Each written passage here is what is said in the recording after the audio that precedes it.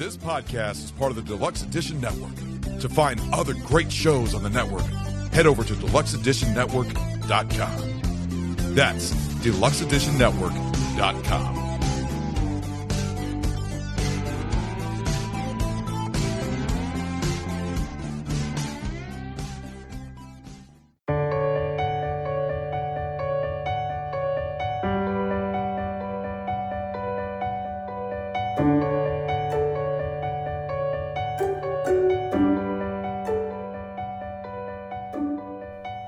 Hello, welcome to Hidden History and Odyssey Through Time. I'm your host, John Rodriguez, and welcome to our second season of the podcast. The title of this episode is Surrender on Demand, the story of American hero Varian Fry.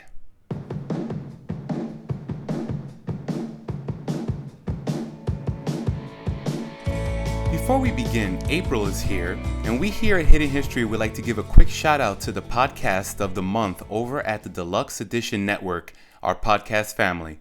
This month we have two great podcasts to promote. The first is called HILF, History I'd Like to Fuck, with Dawn Brody. Join Dawn as she takes you through the annals of history with a special guest and history subject each episode.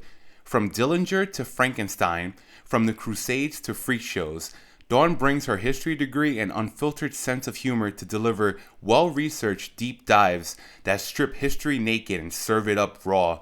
That's History I Like to Fuck with Dawn Brody, available on all major podcast platforms. The second podcast of the month is called Barrel Aged Flicks. Join Ron, Stu, Ragnar, Chase, and Lenny as they host a show about classic movies and review movie-themed adult beverages. New movies are featured weekly, spiraling into hilarious discussions peppered with movie trivia. Punishment shots never stop in these episodes. New Barrel Aged Flicks episodes every Monday and a bonus episode every Wednesday. Available on all major podcast platforms. Thanks for listening, and now let's get to the episode.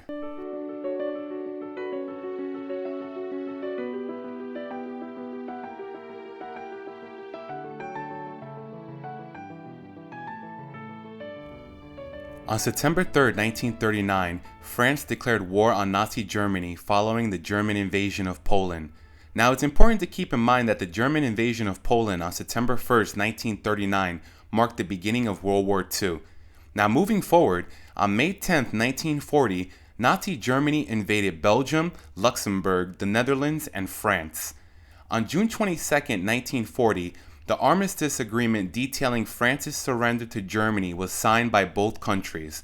This armistice established a German occupation zone in northern and western France that encompassed about 3/5 of France's European territory, including all English Channel and Atlantic Ocean ports. The remainder of the country was to be left unoccupied by the Germans and in control of a Nazi puppet government known as Vichy France, which adopted a policy of collaboration. A policy of collaboration meant that Vichy France would basically do anything that Nazi Germany told them to. In fact, this armistice between Germany and France included a clause that required Vichy France to turn over to Nazi authorities any German national on French territory, who would then frequently face deportation to a concentration camp. This was also known as the Surrender on Demand Clause and included not only anti-Nazi refugees, but Jews as well. Deeply concerned about the situation in France and Europe, American journalist Varian Fry and other individuals decided they would rescue endangered intellectuals in France. Their rescue efforts would expand to include anti-Nazi writers and artists, Jews and non-Jews, anyone who was in danger of being arrested and turned over to authorities in Nazi Germany. The problem for Fry would be that at that time, the United States was not involved in World War II, and as an American, Fry was technically performing illegal actions by aiding the refugees in France. The U.S. State Department complained that Fry's illegal work interfered with American efforts to stay neutral in World War II. Nonetheless, Fry did what he felt was right. Fry's story, hidden history that has remained long forgotten, is the story of one American's mission to help anti-Nazi refugees escape from France and a world still unaware of the threat to humanity that the Nazi regime presented.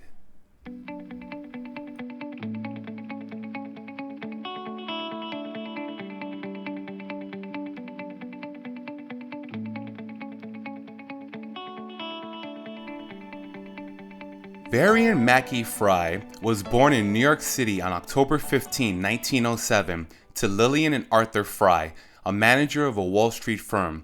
The family moved to Ridgewood, New Jersey in 1910, where a young Varian grew up enjoying birdwatching and reading. At school, he displayed an alert intelligence and showed a natural aptitude for learning. He was educated at Hotchkiss School from 1922 to 1924, when he left the school due to hazing rituals. He then attended the Riverdale Country School, graduating in 1926. An intelligent and multilingual student, able to read and write in 6 languages, Fry scored in the top 10% of the entrance exams for Harvard University in the spring of 1926. In 1927, as a Harvard undergraduate, he founded Hound and Horn, an influential literary quarterly in collaboration with Lincoln Kirstein. Hidden side note, Lincoln Kirstein would go on to co-found the New York City Ballet in 1948. Fry held an opinion of everything and was interested in every subject but nothing in particular. The courses he took at Harvard seemed to reflect this, and some of those courses included classics, history, physics, fine arts, political science, English, and philosophy.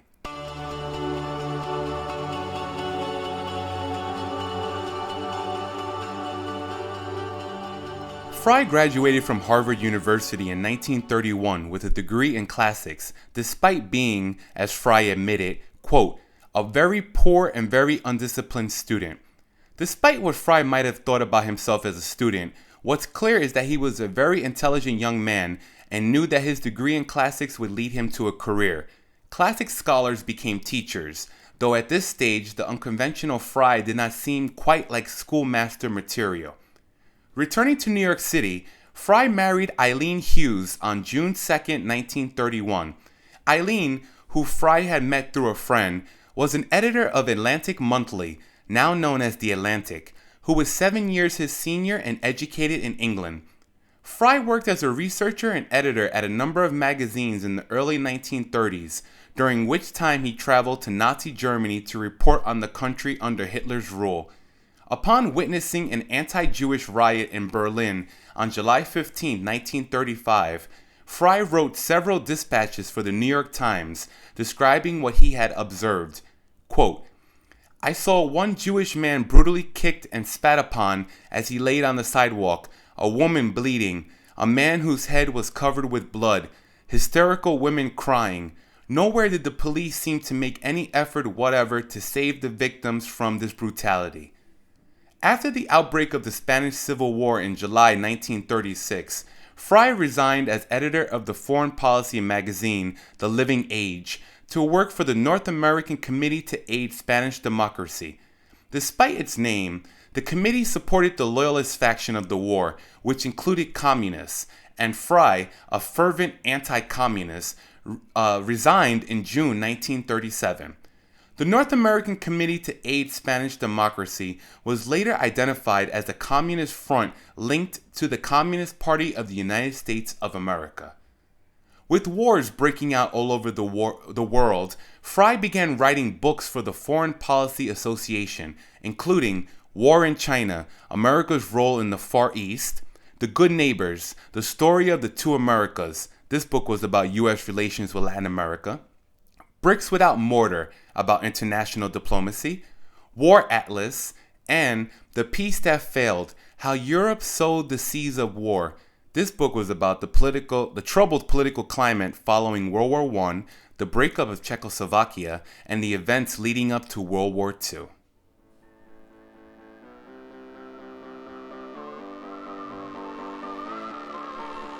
On September 1, 1939, Nazi Germany invaded Poland, an event that marked the beginning of World War II. By June of 1940, Nazi Germany had also invaded and conquered France, and on June 25, 1940, Varian Fry and more than 200 notable Americans, including journalists, museum curators, university presidents, and artists, as well as a number of Jewish refugees, met at the Hotel Commodore in New York City. During that meeting, the group founded the Emergency Rescue Committee, or the ERC, a private American relief organization with the goal of rescuing endangered intellectuals in France. Authorities in Vichy, France, the southern half of the country which was not occupied by Germany, agreed to arrest and surrender any individuals that Germans demanded. The Emergency Rescue Committee vowed to aid anti-Nazi writers and artists, Jews and non-Jews, who were likely to be targeted by Nazi Germany. A few days after the founding meeting, several members of the newly created ERC met with First Lady Eleanor Roosevelt, who used her influence to obtain emergency non-quota visas for a number of endangered intellectuals. The ERC decided they needed a representative in France to guide their rescue efforts. Varian volunteered and flew to Europe on August 4, 1940. He planned to be in southern France for 3 weeks. Fry landed in Lisbon, Portugal, where he met Waitstill Sharp, a Unitarian minister who had been active in rescue efforts both in Prague and southern France. Sharp gave Fry advice and lists of sympathetic contacts in Marseille. Fry realized upon arriving in France that the plight of anti-Nazi refugees was far greater than the ERC had imagined. He had $3,000 and a short list of refugees under imminent threat of arrest by agents of the Gestapo, mostly Jews. He advertised his presence in the city, meeting with refugees in his room at the Hotel Splendid, and quickly befriended American Vice Consul Harry Bingham Jr., who used his position as an American diplomat to give aid to refugees. Anti-Nazi writers, artists, musicians, and hundreds of others, desperately seeking any chance to escape France, found their way to Fry, hoping he could help them. Needing a more formal space, Fry leased an office and gathered a staff, a mix of Jewish and non-Jewish refugees, including artist Bill Spira, future Bard College professor Justus Rosenberg, and future economist Albert Hirschman, as well as American expatriates Miriam Davenport, Mary Jane Gold, and Charlie Fawcett.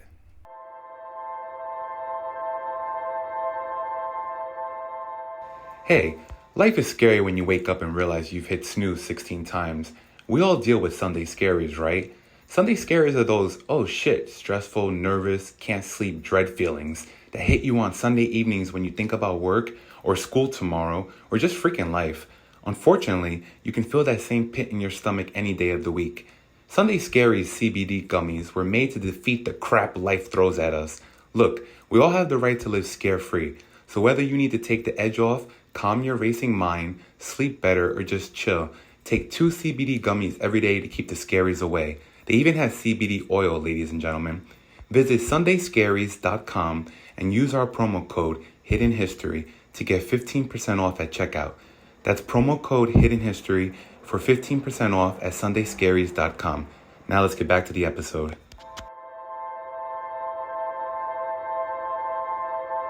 Almost immediately after arriving in Marseille, France, Fry met German Jewish writer Franz Werfel, who, with his wife Alma, needed to escape France to avoid arrest. In early September 1940, Fry purchased train tickets for himself, the Werfels, and a few other refugees. The group took the train to the border of Spain and then had to part ways briefly.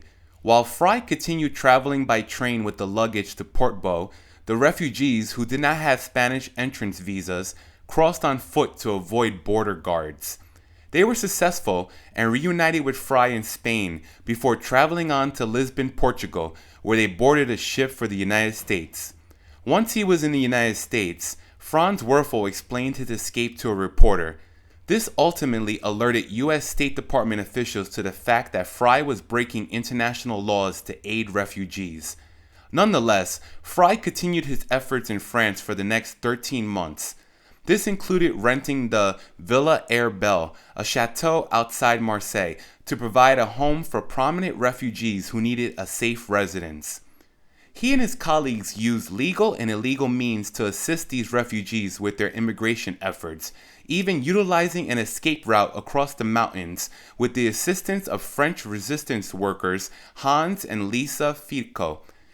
He assisted artists Marc Chagall, André Breton, André Mason, Max Ernst, and Jacques Lipschitz, poet Walter Meering, musician Wanda Landowska, writer Lion Feuchtwanger, and up to 4,000 others. They helped people of all different faiths and national origins, including many who were Jewish, putting them in greater danger of Nazi capture and execution. Fry was specifically trying to aid refugees endangered by Nazi Germany, and his efforts angered Vichy French officials. Moreover, U.S. State Department representatives complained that Fry's illegal work interfered with American efforts to stay neutral in World War II.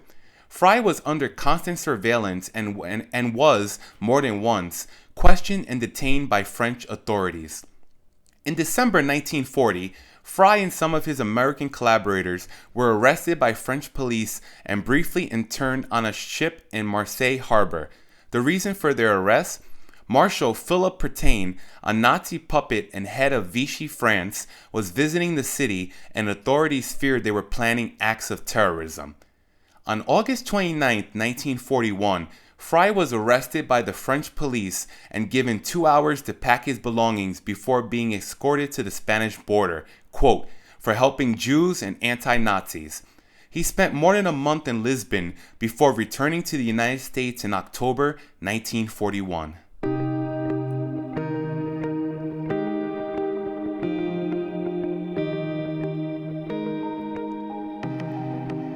Less than 2 months after his return to the United States, Japan's attack on Pearl Harbor on December 7, 1941, brought the country into World War II.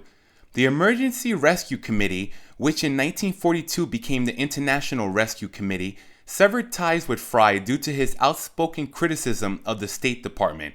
Fry began a new job as the assistant editor of The Nation, an American magazine that covers political and cultural news, opinion, and analysis. In December 1942, after information about the mass murder of Jews reached the United States, Fry wrote an article for the New Republic magazine titled The Massacre of the Jews. After describing events he had witnessed and information he had received from European correspondents, Fry exhorted readers that all the evidence adds up to the most appalling picture of mass murder in all human history. In Fry's own words, quote, "There are some things so horrible that decent men and women find them impossible to believe, so monstrous that the civilized world recoils incredulously before them. The recent reports of the systematic extermination of the Jews in Nazi Europe are of this order." Because Fry was deemed unfit for military service, he spent the rest of the war preparing his memoirs. In 1944, American private rescuers acknowledged that Fry's program in France had been uniquely effective and recruited him to provide behind-the-scenes guidance to the Roosevelt administration's late-breaking rescue program, the War Refugee Board.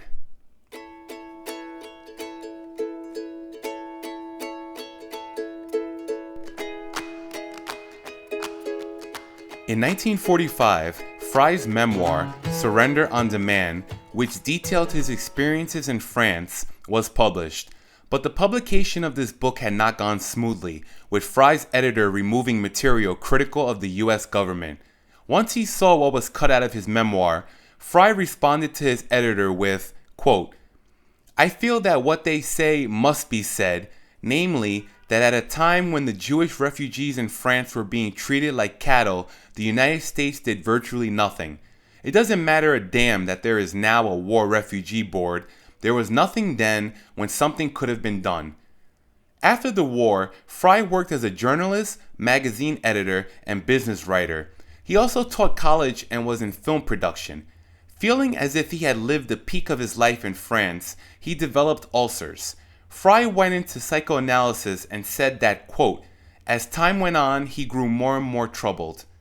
Fry and his wife Eileen divorced after he returned from France. Their reunion had been a disaster. Quote, "We had never gotten on terribly well together, always quarreling and making up again," he admitted. "But after I got back from France, it was intolerable." In all honesty, Fry had wanted to stay in France and continue the work he was doing. He had started to enjoy the thrill that came with illegally aiding people to freedom, and had also developed a set of friendships that he had not previously had before. Fry and Eileen remained friends, and as it turns out, They were much better as friends than they had been as spouses. By early 1948, however, Eileen discovered she had lung cancer. The news of her disease came as a shock to Fry, but it gave him new strength, a new sense of himself. Fry reacted by insisting that Eileen was still his wife, despite their divorce, and he visited her every day in the hospital and read to her. On May 12, 1948, Eileen lost her battle with cancer.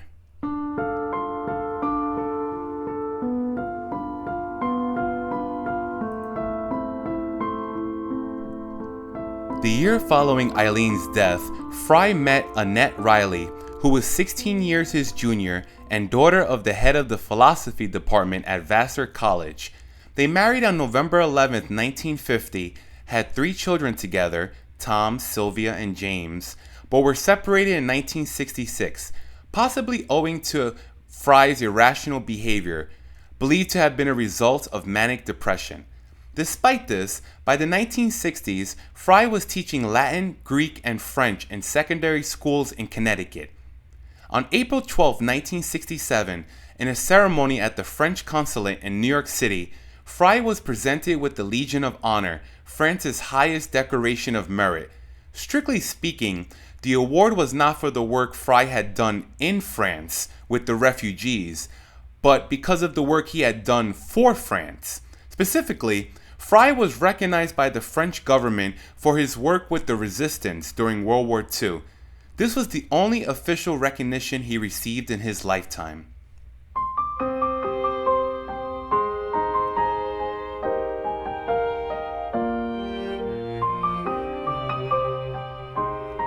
Varian Fry died of a cerebral hemorrhage and was found dead in his bed on September 13, 1967, by the Connecticut State Police.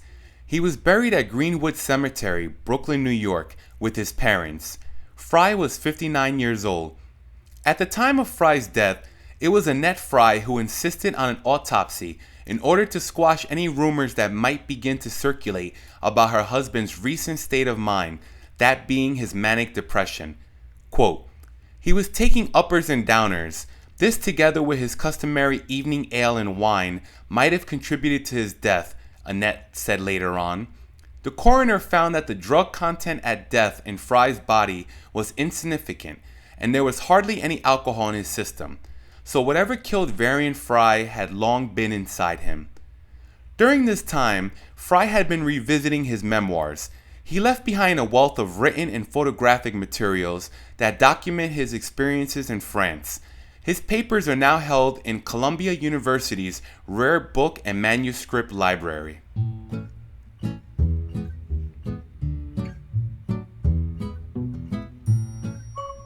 In 1968, publisher Scholastic, which markets mainly to children and adolescents, published a paperback edition of Fry's first memoir titled Assignment Rescue, an Autobiography.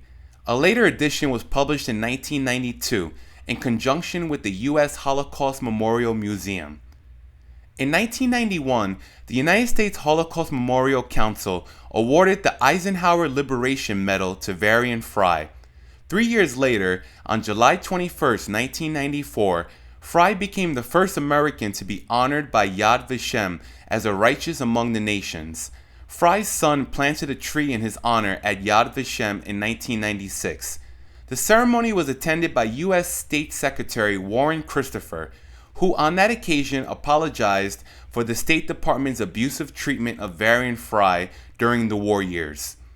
In 2000, the square in front of the U.S. consulate in Marseille was renamed Place Varian Fry.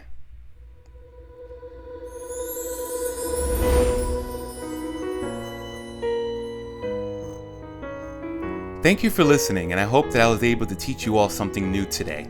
Season 2 of Hidden History will explore the lives of victims and heroes of the Holocaust. Many of their stories have been hidden in the pages of history and deserve to be told.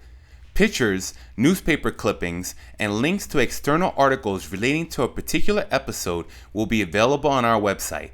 Thanks again for listening. I'm John Rodriguez, and this has been Hidden History, an Odyssey Through Time.